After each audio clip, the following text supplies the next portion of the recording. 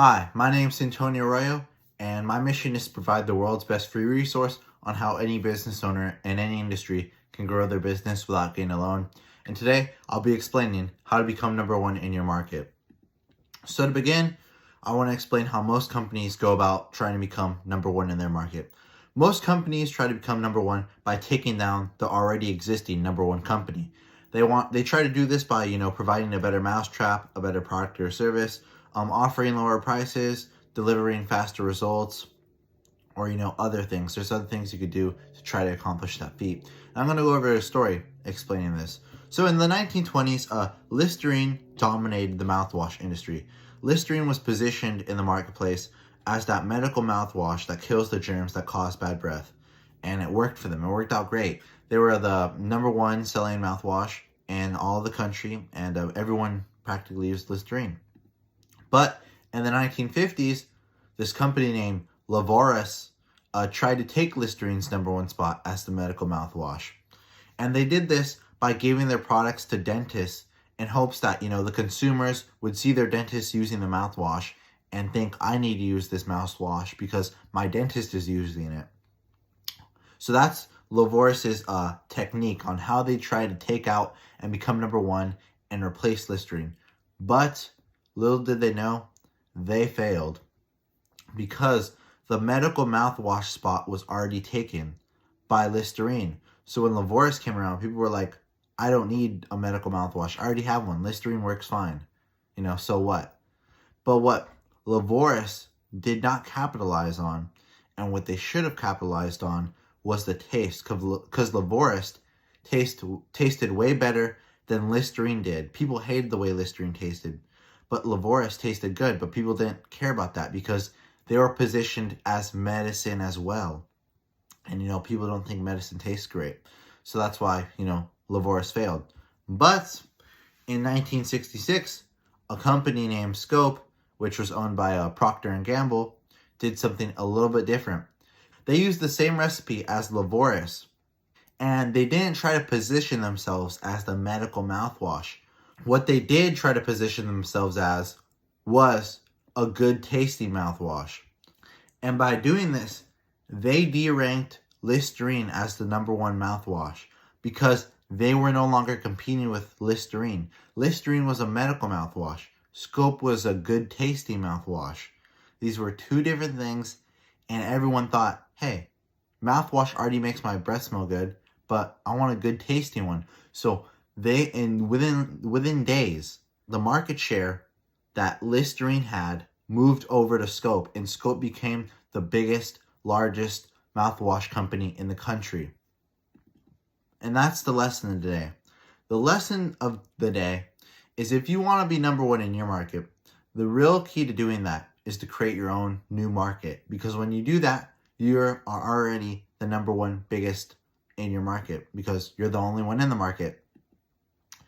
And the reason I say this is because it's not really in your best interest to try to dethrone the number one company in your market, because most likely the number one company in your market has more manpower, they have more employees, they have more money, they have more resources, they have a stronger brand, they have a stronger positioning within the market, etc.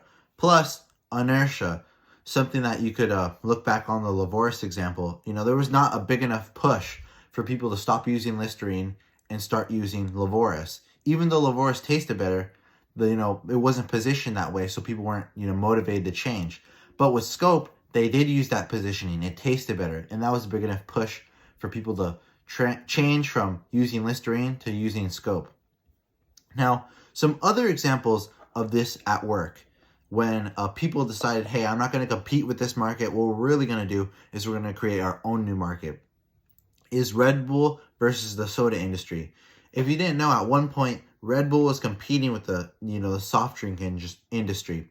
And it was fairly losing pretty badly because Red Bull doesn't taste that great. Well, it didn't taste that great at the time. And what Red Bull decided to do was say, hey, we're not going to play this game. We're not going to be competing up against soft drinks, trying to get some of their market share. What we're really going to do is we're going to pivot and we're going to market ourselves as an energy drink. And by doing that, sales soared because Red Bull was no longer competing with the soda industry because now they were in their own lane as an energy drink. They created the energy drink industry here in America and greatly profited from it.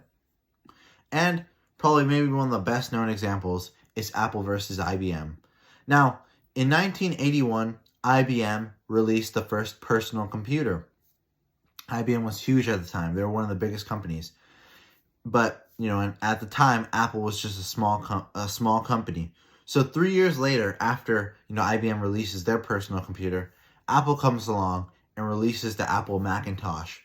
And what Apple decided to do was not compete with IBM in the personal computer space. Because why? Because Apple realized all that stuff. IBM has more people. IBM has more money. IBM has more resources. If we try to compete up against IBM, we'll lose. They're crazy big. They're super powerful. We don't stand a chance. So what Apple did instead of marketing itself as a personal computer, what they did is they pivoted courses and marketed themselves as a portable personal computer.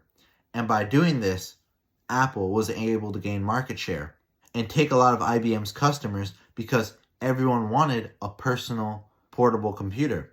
So that's the lesson. Like I said, if you want to become number one in your market, create your own new market. Now, it's important to note that not every new market is successful. There's a science to creating a new market. And, just because you create a new market doesn't mean you'll, become the biggest in your industry. So if you want me to create a video about that, I could do that. It takes, quite a while to explain because, you're creating a whole new market. But if you want me to create some videos on that, I will do that. Just let me know. But other than that, like I said, become number one in your market. Think about that, rather than trying to compete and, play by somebody else's rules. What you could do is create a new market and play by your own rules. That's the lesson today. And if you have any more questions, comments, or concerns, please do not hesitate to reach out to me at faq@antonioarroyo.com or 510-556-3775. Thank you and have a great day. Goodbye.